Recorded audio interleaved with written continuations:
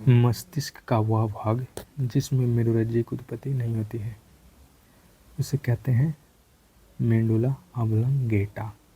मस्तिष्क का वह भाग जिसमें मेरुरज्जु की उत्पत्ति होती है उसे कहते हैं मेडुला ऑब्लोंगेटा।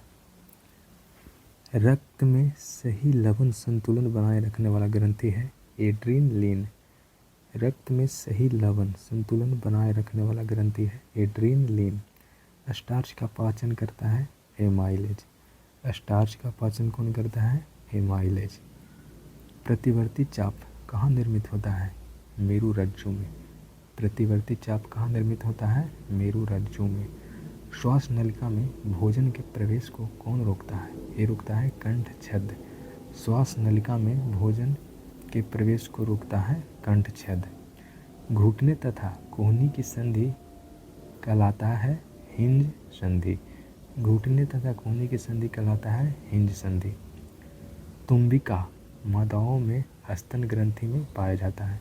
तुम्बिका मादाओं के स्तन ग्रंथि में पाया जाता है। मिश्रित ग्रंथि कहा जाता है अग्नाशय को। अग्नाशय को क्या कहा जाता है? मिश्रित ग्रंथि। एंटीजन या प्रतिजन क्या करता है? एंटीबॉडी के गठन को उत्तेजित करता है। एंटीजन या प्रतिजन एंटीबॉडी के गठन को उत्तेजित करता है।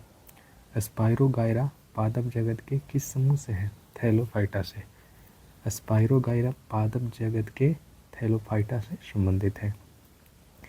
फ्लोएम में भोजन की गति को कहते हैं स्थानांतरण। फ्लोएम में भोजन की गति को कहते हैं स्थानांतरण। फल में कैंसर रोग होता है जीवाणु के कारण। फल में कैंकर रोग होता है जीवाणु के कारण। बीज के 3 भाग हैं, बीज, मूलांकुर और बीजांड। बीज के 3 भाग होते हैं, बीजपत्र, मूलांकुर, बीजांड। बीजपत्र, मूलांकुर, बीजांड। ईस्ट, अमीबा, जीवाणु। ये क्या है? एक कोशिकीय जीव है। ईस्ट, जीमीबा, ईस्ट, अमीबा और जीवाणु क्या है? एक कोशिकीय जीव है। अस्थायी उत्तक की विशेषता है कि इसमें अंतरकोशिकीय स्थान उपस्थित होता है। अस्थायी उत्तक की विशेषता है इसमें अंतरकोशिकीय स्थान उपस्थित होता है। त्वचा के नीचे तथा वसा को संग्रहित करता है वसामय या एपिपोज उत्तक। त्वचा के नीचे वसा को संग्रहित करता है वसामय या एपिपोज उत्तक। लसिका उत्तक किसके सदृश होता है? प्लाज्मा के। लसिका उत्तक किसके सदृश होता है? प्लाज्मा के। टेडपॉल किस प्रक्रिया द्वारा मेढक बनता है? कायांतरण। टेडपॉल किस प्रक्रिया के द्वारा मेढक बनता है? कायांतरण के द्वारा। संक्रामक कोरिजा रोग होता है जीवाणु द्वारा।